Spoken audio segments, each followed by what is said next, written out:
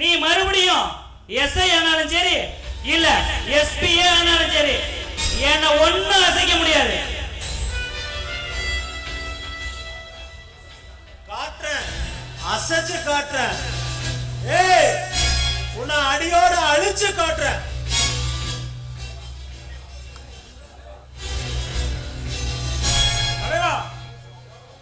இவன் போறத பார்த்தா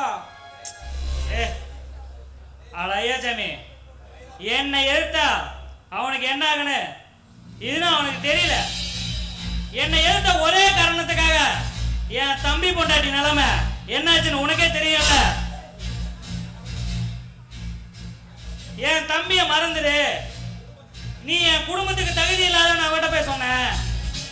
ஆனா அவன் என்ன தெரியுமா சொன்னா, நான் உங்க தகுதியை பார்க்கல உங்க தம்பி மனசை தான் பார்க்கறேன் எங்கிட்டே வசனம் பேசினா. அப்படி வசனம் பேசவளோட வாழ்க்கை இப்ப என்னாச்சுன்னு தெரியும்ல. முள்ளுல மாட்டின சேலம் மாதிரி 4-5 கிழிஞ்சு போய் கிடக்கு. சும்மா என் தம்பி கிட்ட அடிச்சு விட்டேன். உனக்கும் அவளுக்கும் கள்ள தொடர்பு இருக்குடா அப்படின்னு சொன்னேன். அதையும் அவன் நம்பிட்டான். இனிமே அவ செத்தா கூட என் தம்பி போதும். உன்னை நல்லவன நம்பி என் வாழ்க்கைய நானே காயப்படுத்திட்டேன். கலங்கமே இல்லாத கண்ணையோட இதயத்தை நானே புண்ணாக்கிட்டேன். கூட பிறந்தாங்கிற ஒரே பாவத்துக்காக உன் பேச்ச கேட்டு என் வாழ்க்கையில நானே மண்ணலி போட்டுட்டேடா. சி, உன்னை அண்ணன்னு சொல்றதுக்கு நான் வெக்கப்படுறேனா? இனி நீ எனக்கு அண்ணன் இல்ல, நான் உனக்கு தம்பி இல்ல. இனி நம்ம இந்த வீட்டுல ஒண்ணா இருக்க போறது இல்ல. ஏன் செத்தாலும் இடமும் இல்ல. வரேன்டா. ஏய், எனக்கு சேர வேண்டிய சொத்தை சரிபாதியா பிரிச்சு தரதுக்கான ஏற்பாடு பண்ணு. இல்ல என்ன நடக்குன்னு எனக்கே தெரியாது. சொத்துல பங்கு வேணுமா? டேய், சொத்தை தார வார்த்தை கொடுக்கறதுக்கு நான் உன கருணை இல்லடா. துரியோதன எனக்கு எப்பவுமே சொத்தை புடிக்கிதாண்டா பழக்கம். மீது செத்தா நீ அடையில நினைச்சா உன்னை கொல்லாம விட மாட்டேனா.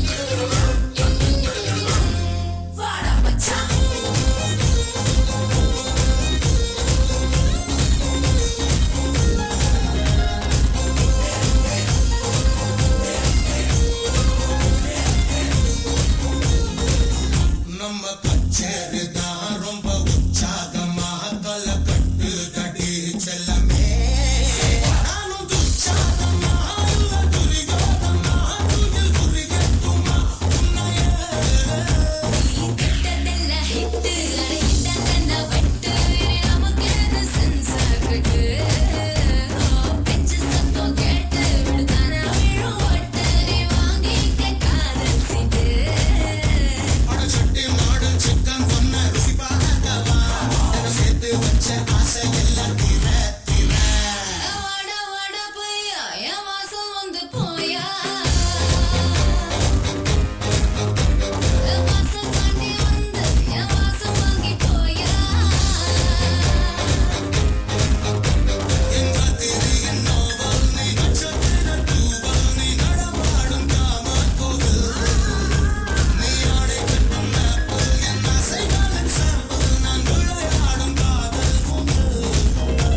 நீ போடு போடு சொக்க போடு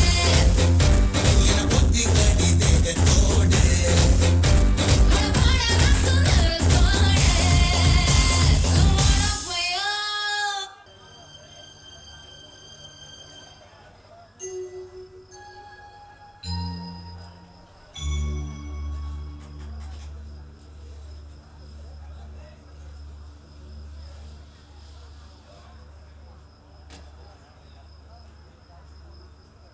என்னங்க கண்ணகி என்ன மன்னிச்சிரு கண்ணகி. கேப்பா பேச கேட்டு நானே உன்னை சந்தேகப்பட்டேன்டா. அறிவில்லாம உன்னை அடிச்சு துன்புறுத்திட்டேன்டா. கூட பிறந்தவனே என் வாழ்க்கைய புனிதோட நடத்துதான். என்ன மன்னிச்சிரு கண்ணகி. என்னங்க என்ன இது நீங்க போய் என்கிட்ட மன்னிப்பெல்லாம் கேட்கலாமா? இங்க பாருங்க, ஏதோ நம்ம கெட்ட நேரம் இப்படியெல்லாம் நடக்கணும்னு இருக்கு. அதான் நீங்க என்ன புரிஞ்சுக்கிட்டீங்கல்ல, எனக்கு அதுவே போதும். சரி சரி, ஆமா நீங்க சாப்பிட்டு 2 நாள் ஆச்சு தானே? எனக்கு தெரியும் நான் சாப்பிடலன்னா நீங்களும் சாப்பிட மாட்டீங்கன்னு. வாங்க நான் சாப்பாடு எடுத்து வைக்கிறேன். சாப்பாடுலாம் வேண்டாம் கண்ணகி. இனி அந்த சண்டாளனோட மூஞ்சல் முடிச்சாலே பாவம் தான். இனி நம்ம இந்த வீட்லயே இருக்க வேணாம். நம்ம வேற எங்கேயாவது தனியா போயிடலாம்டா. எனக்கு வர வேண்டிய சொத்தை எப்படி பிரிக்கணும்னு வக்கீல வச்சு நான் கோர்ட்ல பாத்துக்கிறேன்டா அவனை. எனக்கு வேணாங்க, அவசரப்படாதீங்க. கெடுவான் கேடு நினைப்பாங்கிற மாதிரி அவங்க நமக்கு கெட்டது நினைச்சா கண்டிப்பா அவங்களுக்கு கெட்டது தான் நடக்கும். நமக்கு அந்த சொத்து பத்தெல்லாம் எதுவும் வேணாங்க. நம்ம 2 பேரும் தனியா போய் சந்தோஷமா வாழ்ந்தா எனக்கு அதுவே போதுங்க.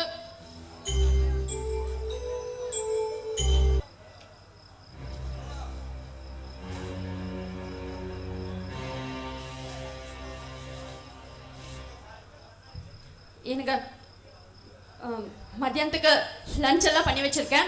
அதுவும் உங்களுக்கு பிடிச்ச எல்லா டிஷ்ஷுமே பண்ணி வச்சிருக்கேன். பிரியாணி, சிக்கன் கிரேவி எல்லாமே இருக்கு. எனக்கு அண்ணாவை பார்த்து பேசி வீட்டுக்கு கூட்டிட்டு வரலான்னு சொன்னீங்கல்ல, அண்ணாவும் நம்ம நினப்பாவே இருப்பாரு. நீங்க ஒன்று பண்ணுங்க, நீங்க சாப்பிடுங்க, நான் போய் அண்ணாவை பார்த்து பேசி கூட்டிட்டு வந்துட்டுமா? கண்ணகி கொஞ்சம் பார்த்து போயிட்டு வாடா. ஏன்னா நைட்டு ஃபுல்லாக கொஞ்சம் கெட்ட கெட்ட கனவா வந்துச்சு. என்ன வேணாலும் நடக்கலாம். கொஞ்சம் பார்த்து போயிட்டு வாடா. சரிங்க, நான் போயிட்டு சீக்கிரமா வந்துடுறேன். சரியா?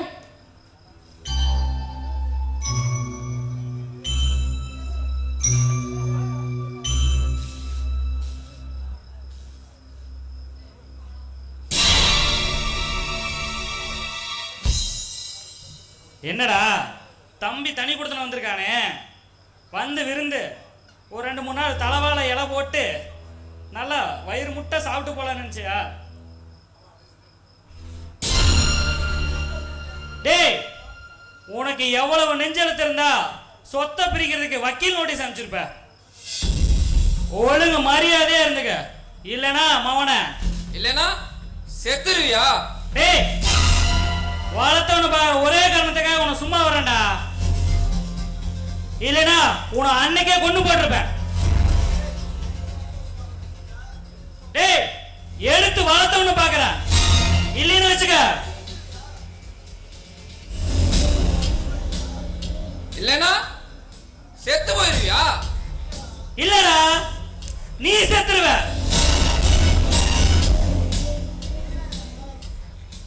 வீணா என்ன கொலைகாரனாக்காத. கொலை பண்றதுதான் உன்னோட கொலை தொழிலாச்சா? முதல்ல என் வீட்டுக்கு வெளியே போடா.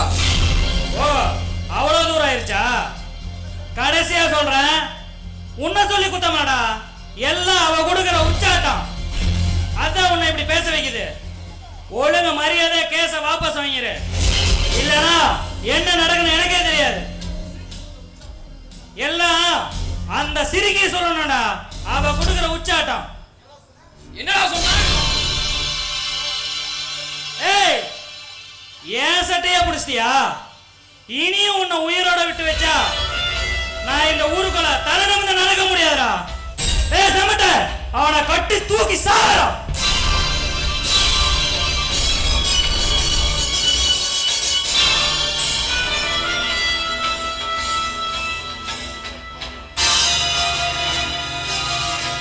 செத்து போறான் நாய.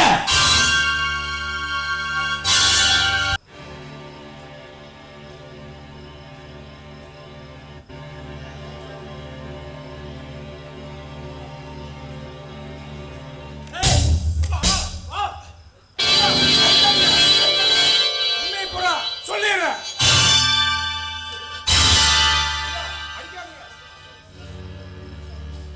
ஏய், உன்னை எல்லாம் ஸ்டேஷன்ல விட்டு அடி வெளுத்து வாங்கணும்.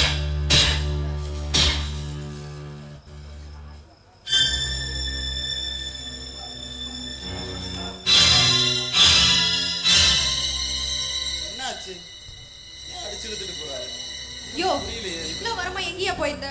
இங்க நடக்கூடாதெல்லாம் நடந்துருச்சியா? உன் தங்கச்சி வாழ்க்கை இப்படி ஆகணும் கொஞ்சம் கூட நினைக்கலையா? உன் தங்கச்சி புருஷன் பேசாத கண்மணி, அந்த அயோக்கியனை பத்தி பேசாத. எனக்கு தங்கச்சியும் இல்ல, அவன் எனக்கு உறவும் இல்ல. நன்றி கெட்ட ஜென்மம். அவங்க கிட்ட நல்லா அடி வாங்கி செத்தாதான் புத்தி வரும். அப்படிலாம் சொல்லாதியா. அவங்க மேல ஒரு தப்பு இல்ல, எல்லாம் அவங்க அண்ணன் சக்கரவர்த்தியோட சதி. உண்மை தெரிஞ்சதும் அவங்க 2 பேரும் இங்க வந்தாங்க. ஆனா கண்ணகி என்கிட்ட வந்து எல்லா உண்மையும் சொன்னான். தனியா வந்துட்டேன். ஆனா அதுக்கப்புறம் திடீர்னு குழப்பனா உன்னை திட்டிட்ட அப்படின்னு. அதுக்குள்ள ஒரு ஆள் வந்தா அவன் புருஷன் இறந்துட்டான்னு சொன்னாங்க. கண்மணி, என்ன சொல்ற? ஆமாயா, இறந்து 2 நாள் ஆச்சுயா. ஐயோ கண்ணு, எனக்கு இன்னையிலிருந்து இந்த தாலி எனக்கு சொந்தம் இல்லைங்க. எனக்கு நீங்க என்னைக்கு என்ன விட்டு போறீங்களோ அப்பவே என் வாழ்க்கை முடிஞ்சு போச்சுங்க, முடிஞ்சு போச்சு. கடவுளே, இன்னும் ஏன் என்ன உயிரோட வச்சிருக்க? என் புருஷனோடைய கொண்டு போயிருக்கலாமே. அண்ணனோட மனசை கஷ்டப்படுத்தி இப்படி ஒரு வாழ்க்கை வேணும்ட்டு நான் வந்தேன். அந்த வாழ்க்கையை இப்படி எனக்கு நிலை இல்லாம பண்ணிட்டே.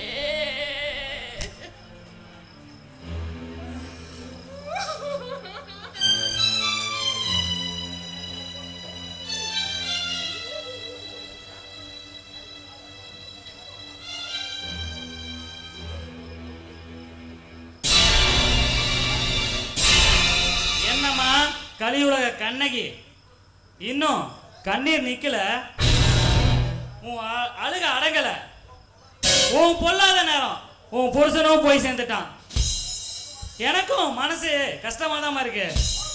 போன உசுறு திரும்பி வரவா போகுது? இந்த சின்ன வயசுலயே நீ தாலியா இருக்கணும், பூவும் பொட்டும் இல்லாம இப்படி முண்டச்சியா இருக்கணும்னு உன் தலையில எழுதி வச்சிருக்கான் போல. கல்யாணம் ஆகி இன்னும் 1 வருஷம் கூட ஆகல, அதுக்குள்ள நீ முழுகாம இருக்க. முண்டச்சி முழுகாம இருந்தா முப்பாட்டம் சேர்த்து வச்ச சொத்து கூட தங்காதுன்னு சொல்லுவாங்க.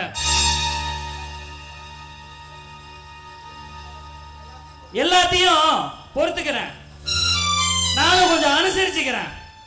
தம்பி பொண்டாட்டிய தான் பொண்டாட்டி மாதிரி நானும் உன்னை அனுசரிச்சு பாத்துக்கிறேன். உனக்கும் உணர்வுகள் இருக்கு, எண்ணங்கள் இருக்கு, ஏன் வயசு இருக்கு. நீயும் இன்னும் இளமையா தானே இருக்க. இத்தனை தூண்டுதலுக்கு இடையில ஒரு ஆம்பளை துணை இல்லாம உன்னால வாழ்ந்துட முடியுமா? நான் அதுக்காக நான் உன்னை கல்யாணம் பண்ணிக்கிறேன்லாம் சொல்லமா, வேணா வச்சுக்கிறேன். தம்பி பொண்டாட்டிய தான் பொண்டாட்டியா நினைச்சு நானும் வச்சுக்கிறேன்.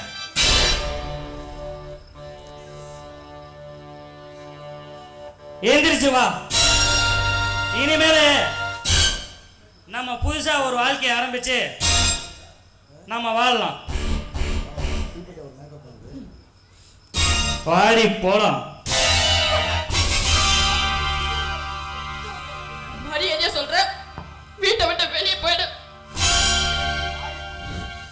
இதுக்கு மேலையும் ஏதாவது பிரச்சனை பண்ண என்னடி பண்ணுவ? வேண்டாம், என்ன தொடாத. வேண்டாம்.